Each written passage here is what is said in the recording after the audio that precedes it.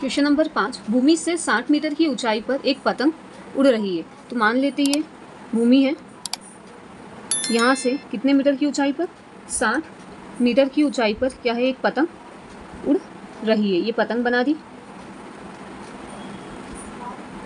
पतंग में लगी डोरी को अस्थायी रूप से भूमि के एक बिंदु से बांध दिया जाता है। तो यहाँ से हम पतंग की डोरी को भूमि से बांध दे रहे हैं। भूमि के साथ डोरी का झुकाव 60 डिग्री है।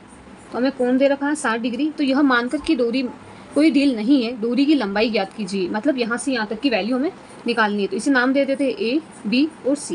ये 90 डिग्री का कोण यानी समकोण त्रिभुज बन रहा है। हमें जो दिया गया है वो हम लिख देते हैं।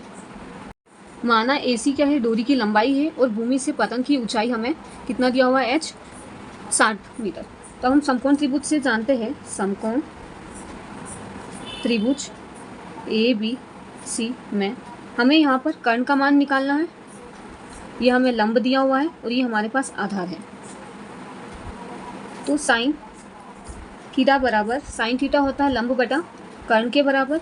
थीटा का मान हमें दे रखा है 60 डिग्री, लंब का मान हमें दे रखा है, कर्ण का मान हमें निकालना है तो AC। साइन 60 डिग्री का मान होता है √3/2 = 60/AC।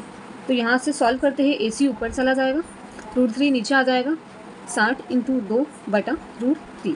नीचे रूट में वैल्यू आती है तो उसका हरों का परिमेयकरण करना पड़ता है। तो AC बराबर 60 × 2 √3 × √3 का मल्टीप्लाई भी किया और डिवाइड भी किया। तो यहाँ से रूट कैंसिल हो जाएगा।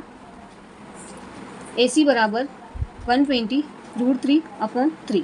3 की टेबल से 12 गया 4 टाइम्स में, पीछे 0 आ गया। तो AC बराबर 40 √3 मीटर। तो हमारे पास डोरी की लंबाई आ गई।